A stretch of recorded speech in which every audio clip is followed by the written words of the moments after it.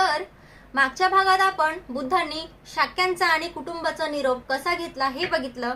आता चला त्यांच्या गृहत्यागाबद्दल जाणून घेऊया.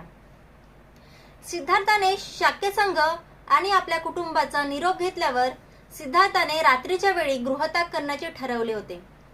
सर्व राजवाडा शांत होता आणि सर्वजण गाढ झोपेत होते. सिद्धार्थाने आपला विश्वासू सारथी छंदक याला उठवले आणि आपला आवडता घोडा कंथक सज्ज करण्यास सांगितले. सिद्धार्थाला एकदा आपल्या पत्नीला आणि मुलाला पाहायचे वाटले होते.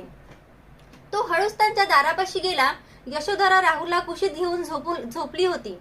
सिद्धार्थाला वाटले की त्यांना उठवून निरोप घ्यावा, पण तसे केल्यास मोह निर्माण होईल आणि गृहत्यागात अडथळा येईल, म्हणून न थांबता ते बाहेर पडले.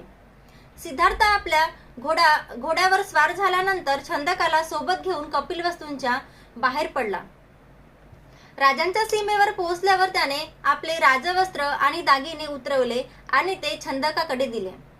सिद्धार्थाने छंदकाला सांगितले की आता तू हे दागिने घेऊन परत जा आणि आई माझ्या आई वडिलांना सांग की मी सुखरूप आहे. मी सत्याच्या शोधासाठी निघालो आहे.